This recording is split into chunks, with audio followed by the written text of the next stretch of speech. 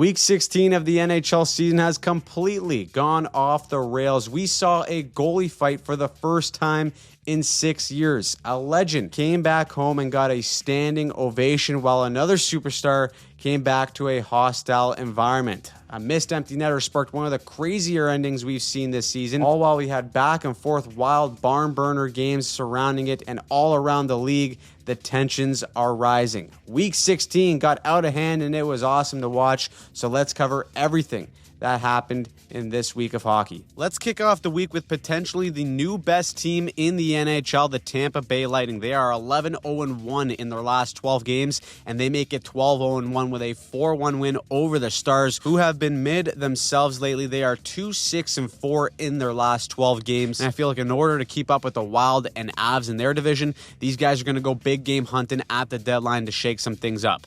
Now, after allowing 6 goals on 19 shots and then proceeding to get called out by his own defenseman Jake Sanderson to make a damn save, there's a lot of heat on Levi Merolainen in the Sens crease. All season long, goaltending has essentially canceled out their very solid 5-on-5 play up front, as they are firmly in the basement of team save percentage. So it's time to go to the 4th string goalie. Leaf legend James Reimer comes back from the dead, only to get scored on by his former teammate JVR in the potential SeatGeek goal of the week. Here he goes between the legs in tight how are ya upstairs. Despite that, Reimer actually did a decent job stopping 30 of 34 shots, but it's still no bueno. Alex DeBrincat gets the OT winner, and the Red Wings win 4-3. The Sens season at this point seems pretty much over. Then to end Sunday, it's a shit kick, and the Oilers are out here making magic. The Nuge is in his 1,000th game. He buries to open the scoring, because why not? And then McDavid puts a bid in for his play of the week. Guy's falling down on one knee, controls the puck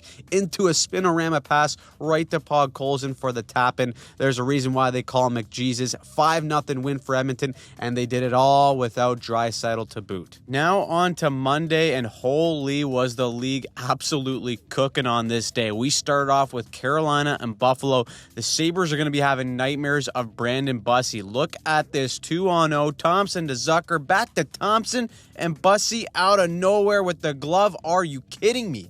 That may be the SeatGeek play of the week right there. You can't trust these right-handed catching goalies. They're aliens. They're super weird, and they're unpredictable. And the best part was that he wasn't done there. 9 seconds, he goes toe-to-toe with Thompson again and stones him. Guy was out here breakdancing in the crease, stopping absolutely everything. The Bussi carried Carolina to the 2-1 win, and in the process makes NHL history. He's the first goalie to win 18 of his first 22 games in the NHL. He was a waiver pickup at the beginning of the year. He was undrafted. Unbelievable story. The Hurricanes may have found their guy in the crease. Then we move on to the Nate Dogg, and he is sick of the Avs version of losing. They're 2-3-1 in their last 6 games, and he comes out galloping like the horse he is. 2 goals, gets his 1100th point in the NHL. Avs get back in the win column with a 5-2 dub. That Caps loss is good for Pittsburgh, who keeps on rolling as well. They stay comfy in the 3rd Metro spot with a win over Seattle. Sid gets another 2 points. We deserve to see him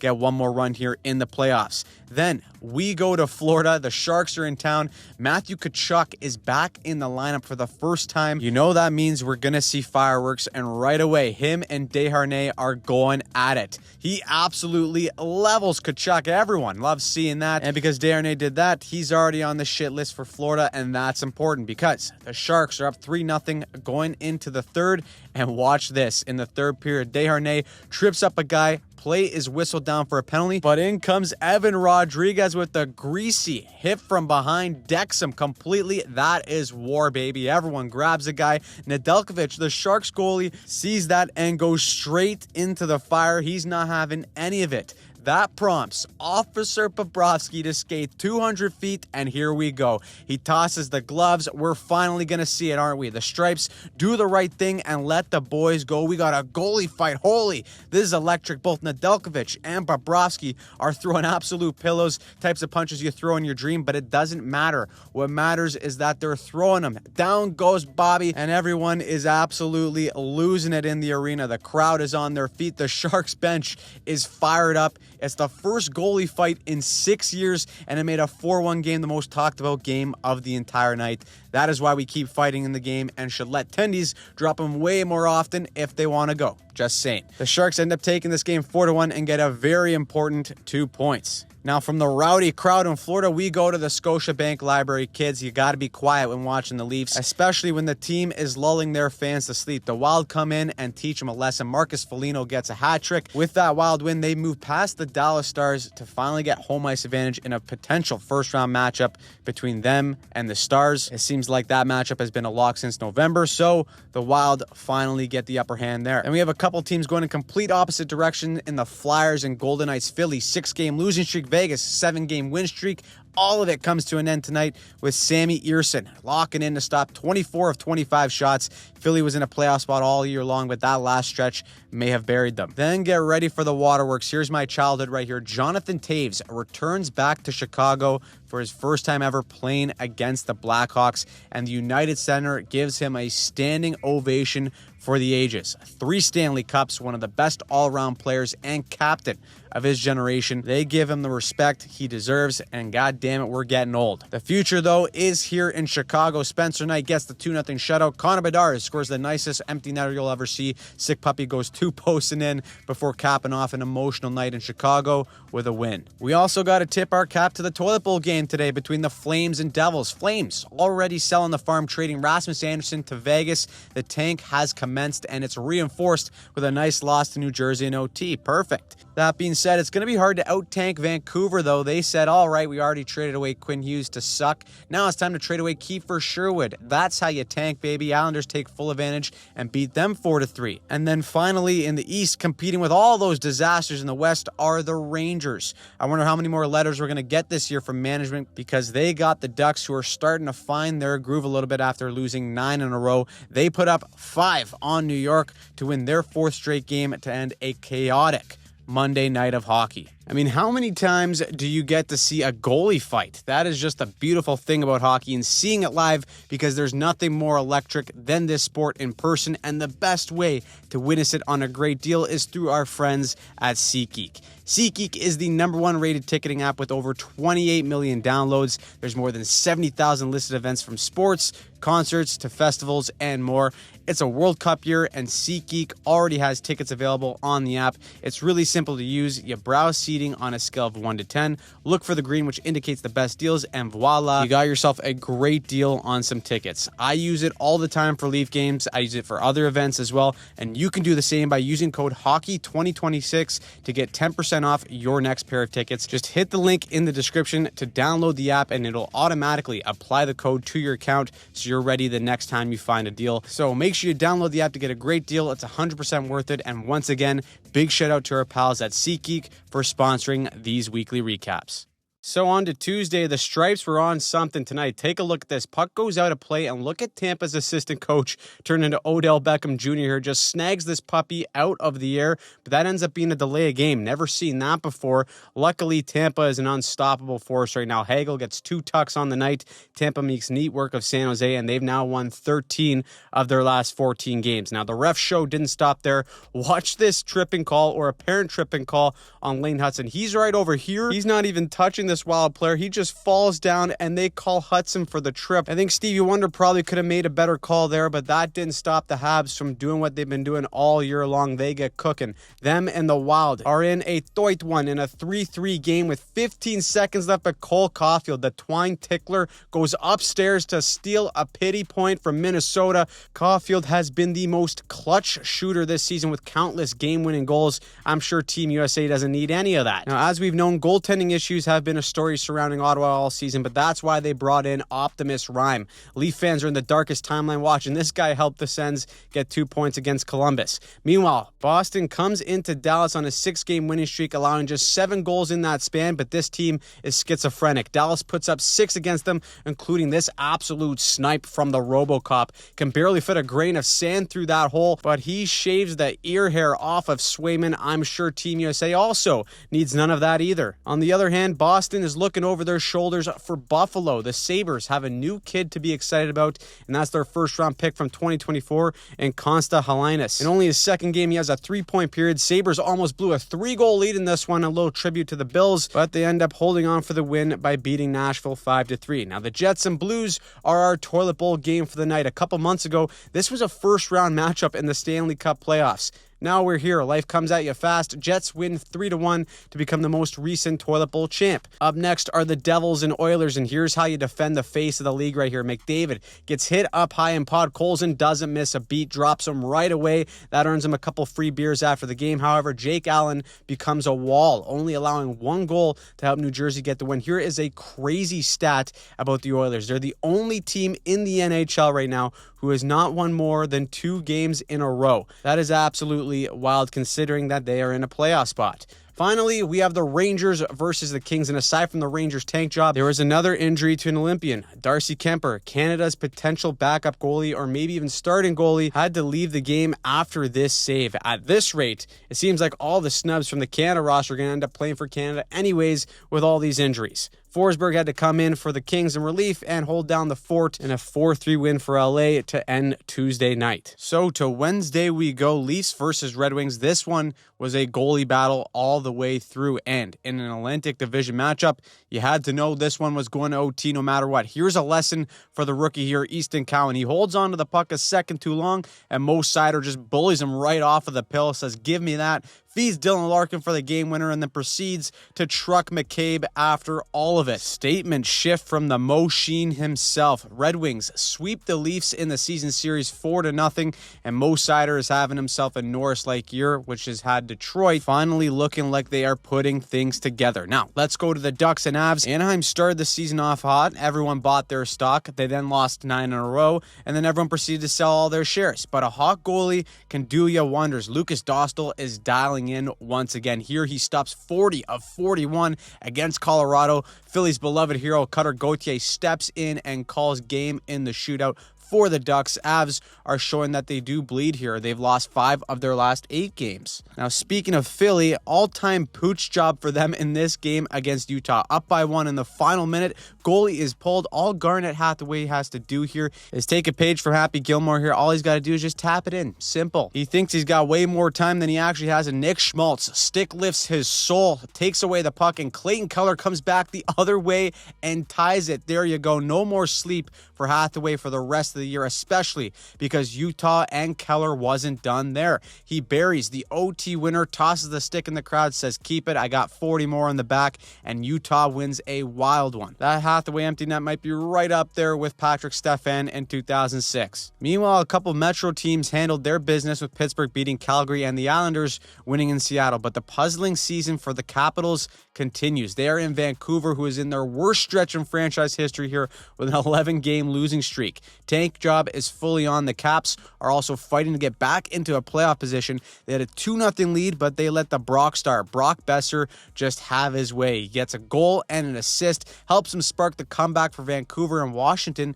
blows a gimme game and 2 points to one of the worst teams in the league. That's one of those games that you look back on at the end of the season with pure dread if you miss the dance. So let's begin Thursday with the only game that's not an East versus West matchup. Montreal versus Buffalo. Montreal has been hot as of late, but Buffalo has been hotter. UPL same-day delivery has himself a game in this one.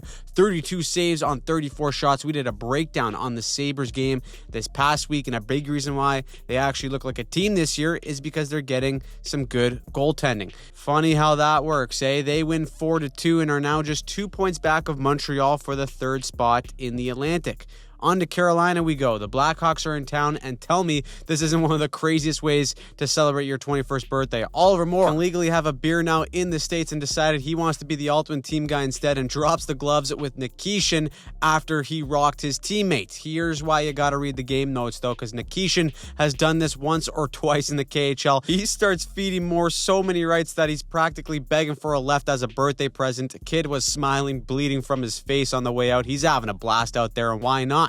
Here's the best part of this game is that it goes to a shootout, and who do you think they call in the 6th round? It's the birthday boy, Oliver Moore, eating punches and getting the game winner. What a night for him as the Blackhawks get 2 points. Now, there wasn't a whole lot going on between Dallas and Columbus, but what you got to know is that Zach Werenski may indeed be the Norris Trophy frontrunner. He is absolutely carrying the Blue Jackets right now back to relevancy. He gets the only goal in this game in a 1-0 win over Dallas, and he almost played half the damn game too. Also, if you remember a couple weeks ago, I told you guys to pick up Steven Stamkos in your fantasy leagues. And if you listened, you look like a damn genius today. The Unk has still got it. The Preds are down 3-0 to Ottawa, but these are the Senators. Stamkos turns back the clock and gets not one, not two, but 3 goals for the hat trick, with the last one being the game winner to boot with only a minute left. The Preds win 5-3, and one quick stat about Stamkos is that he now leads the league with 8 game-winning goals. It gets worse for Ottawa too, because the Panthers won again just to make the East even more of a shit show. They beat the Jets,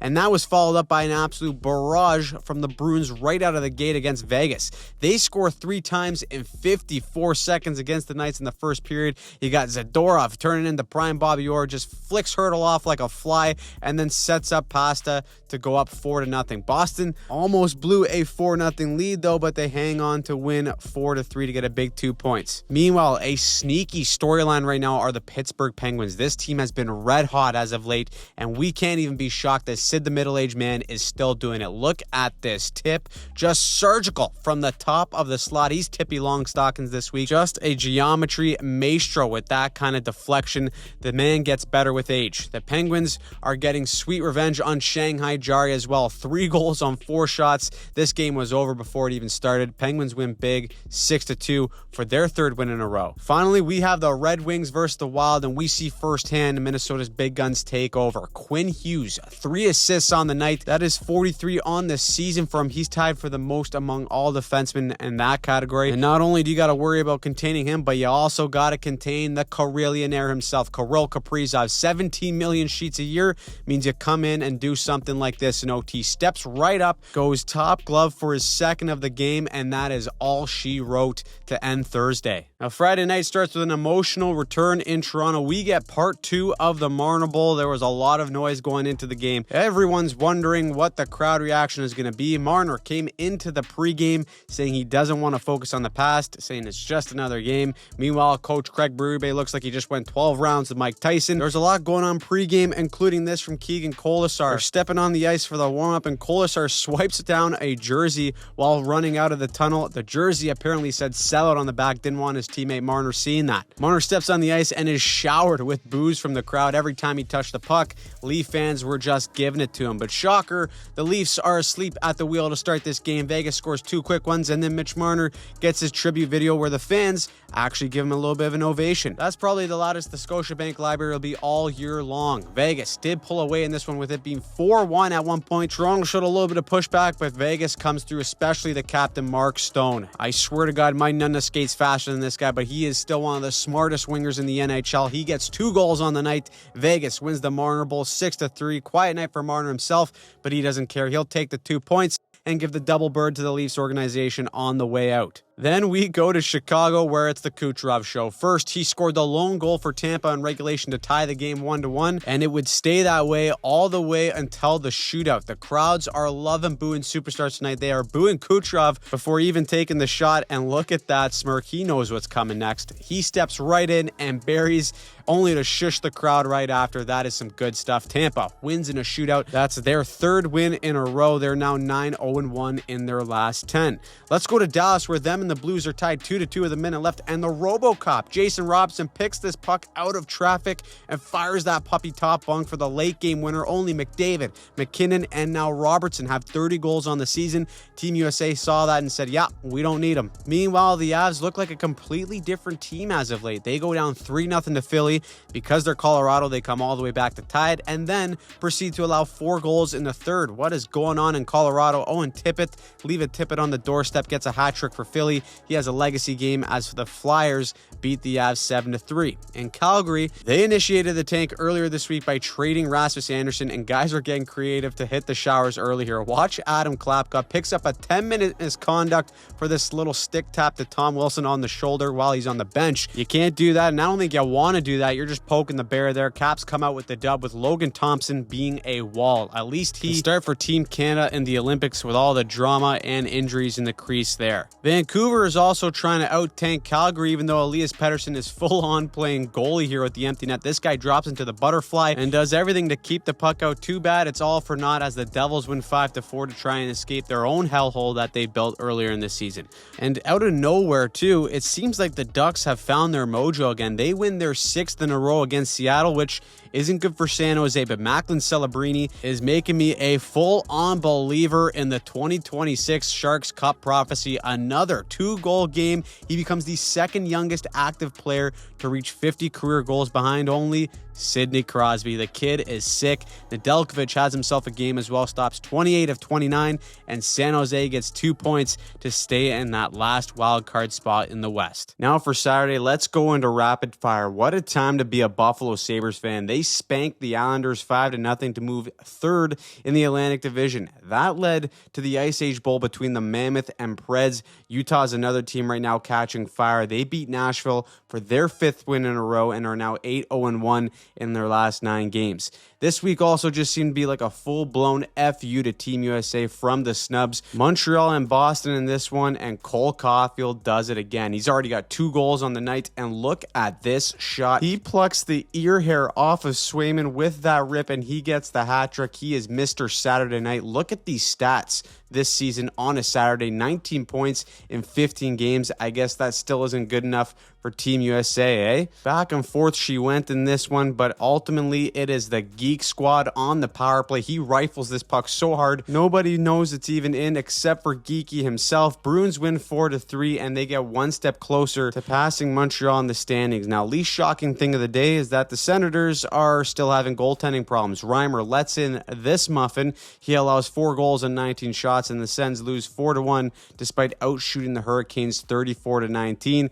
Their playoff chances may full-on be cooked at this point. The Red Wings also stay red hot too. Big spank into the Jets. They give 5-1. John Gibson had another fantastic night. Seems like since December, he's been one of, if not the best goalie in the league, and it has helped Detroit immensely into looking like they could actually make the playoffs this year. That being said, the defending Cup champs are in desperation mode. They need every point that they can get right now. Brad Marchand, off the injured reserve, comes back and immediately is still a dog for the Florida Panthers. He scored 2 goals in this game, including the game winner over the Wild in OT. Still can't believe Boston said, yeah, you can have him. We don't want him. That left 2 games that were absolute barn burners, and it's fitting to end this week. The first one was between the Lightning and Blue Jackets. Jack Greaves starts us off by throwing one into his own net off his teammate. There you go. That's how you start a game. It was a cookie night for everyone. Kucherov had himself a casual 4-point night, but it was overshadowed by Mason Marchment getting a hat trick for himself. The Blue Jackets put up 8 goals against the Tampa Bay Lightning, and to show you how good of a run Tampa's been on, that is their first regulation loss in 16 games.